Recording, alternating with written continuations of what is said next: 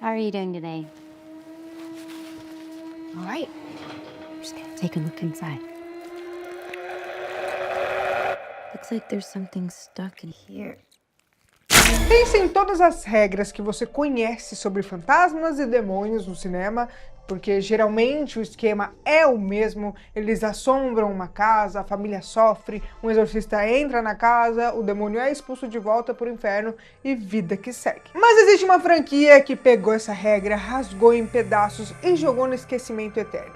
Esse problema nunca foi a casa. E pior ainda, o tempo não existisse do outro lado, permitindo que você literalmente assombrasse a si mesmo no passado. A gente passou mais de uma década acompanhando a família Lambert e a brilhante demonologista Elise Rainier lutando contra abominações do além. Mas agora, algo que nem eu sabia ser possível está prestes a acontecer. As portas não estão apenas abrindo, as regras da física e da espiritualidade, na verdade, está colapsando. Em Sobrenatural, agora entre nós, que chega no dia 20 de agosto de 2026 agora, a nova personagem chamada Gemma descobriu como fazer o impensável. Ela não apenas viaja para o além, mas ela consegue arrastar os demônios de lá para o nosso mundo físico. E aí galera, eu sou a Tayla Moitinho e hoje eu tô perdendo a cabeça com o que a Blumhouse e a Sony tá preparando. Mas antes de você mergulhar nesse pesadelo definitivo que vai redefinir o que o além é capaz de fazer, a gente precisa organizar a casa aqui. Porque a linha do tempo de Sobrenatural é um quebra-cabeça caótico, gente, cheio de buracos, de minhoca, astrais, traumas, infância e paradoxos temporais. E se você assistir na ordem de lançamento, a sua mente com certeza vai dar um nó, então eu quis fazer esse vídeo aqui para você entender mais ou menos o que acontece nessa franquia. Hoje eu vou dissecar a verdadeira cronologia dessa franquia, desvendar a dor que forjou a alma da Elise Rainier, entender as mecânicas complexas da possessão do Josh Lambert e preparar o terreno para a carnificina absoluta que tá chegando aí. Mas antes de eu começar, você já sabe, já deixa aquele like, se inscreve aqui no canal e também ativa o sininho das notificações para você ficar por dentro de tudo que eu for lançando aqui. Então, bora pro vídeo.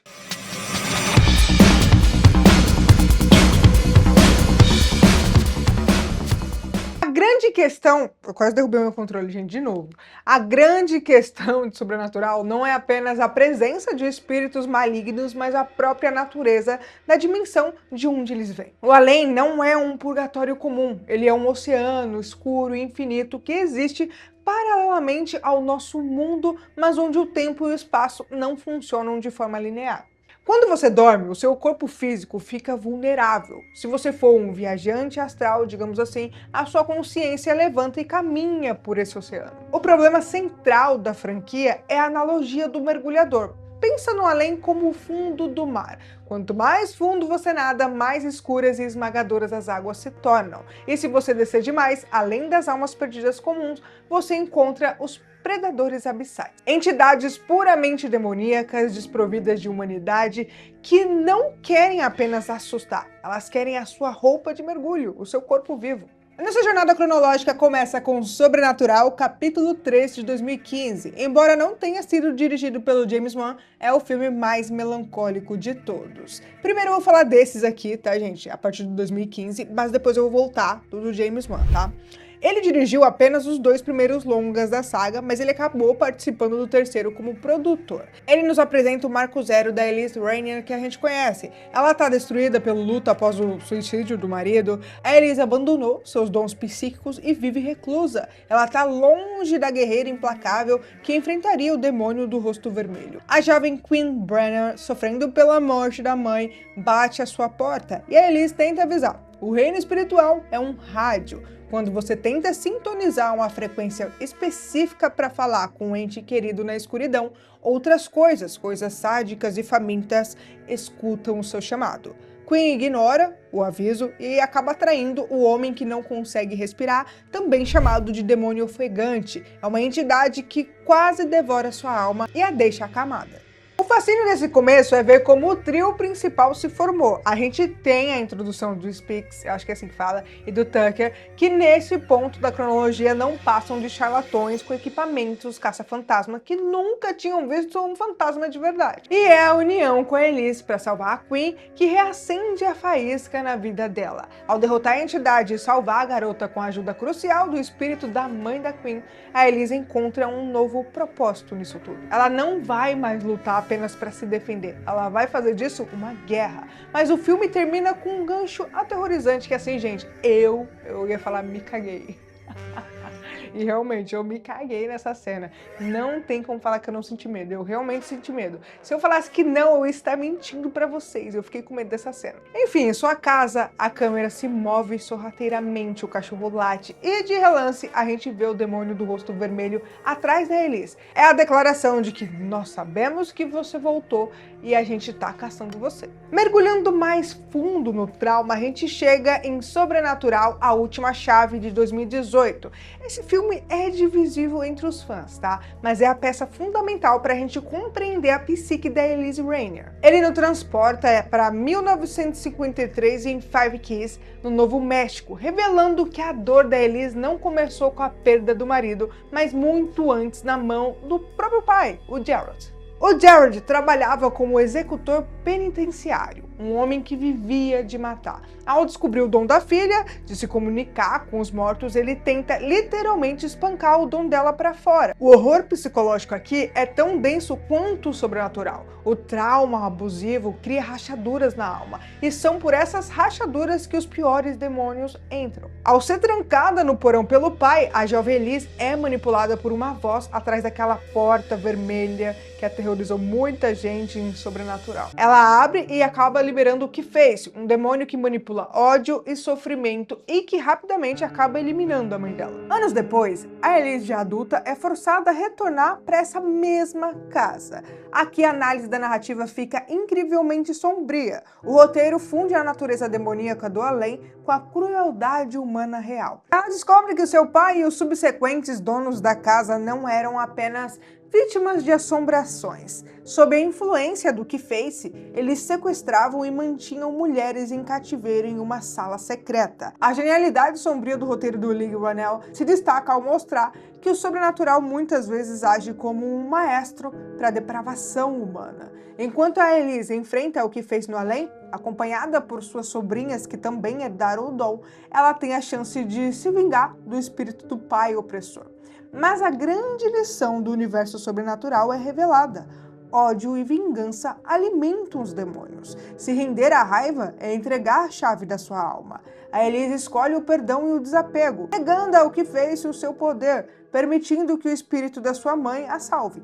Durante a fuga, Elise e a sua sobrinha acabam abrindo uma porta específica no além, a porta que dá para o sótão da família Lambert. E esse detalhe de produção é um daqueles assim que amarra a história inteira para a questão dos eventos que paralisaram de medo uma geração inteira de espectadores. O que nos leva à obra-prima de 2010, Sobrenatural, dirigido muito bem pelo James Wan. O Wan e o Whannell pegaram a estrutura clássica de Casa Mal Assombrada e deram um soco no estômago do público, porque assim, gente, eles fizeram algo que a gente sempre fala de filmes de terror quando a casa é assombrada e não deu certo. A família Lambert, o Josh, todos eles se mudam para uma casa, mas coisas estranhas começam a acontecer. O Dalton entra no sótão, vê algo estranho nas sombras e cai em coma sem explicação médica. A primeira mudança já começa aqui, mudança de fato, gente, porque a família inteligentemente se muda de casa. A plateia pensa, nossa, ufa, eles fizeram o que todo mundo grita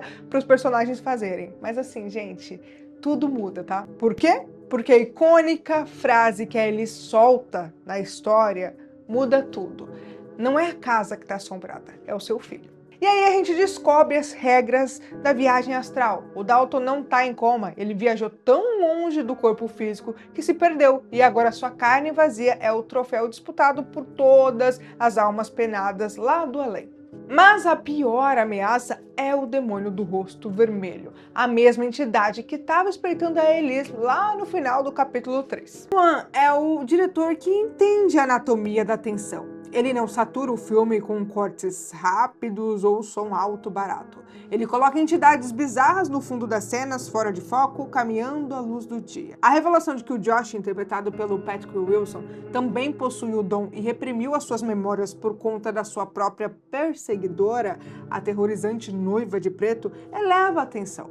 O Josh é forçado a viajar para o além para buscar o filho, culminando em uma sequência brutal no covil do demônio, mas a vitória cobra um preço inaceitável. O filme acaba com uma das reviravoltas mais desoladoras da década. O Josh salva o Dalton, mas o corpo do Josh volta ocupado pela noiva de preto, que acaba eliminando a Elise a sangue frio. A imagem das mãos envelhecidas e sujas do Josh estrangulando a mulher que tentou ajudar sua família é puro horror existencial. E é aqui que a franquia atinge o seu pico filosófico e narrativo com o Sobrenatural Capítulo 2. Esse não é apenas um filme de sustos, é um quebra-cabeça cósmico disfarçado de terror, a última colaboração do James Wan, inclusive, porque ele deixou a direção aqui. E você pode sentir o senso de urgência na narrativa, tá? A gente entra no conceito do paradoxo de Bootstrap. O Speaks e o Tucker assistem às fitas de vídeo da infância do Josh gravadas em 1986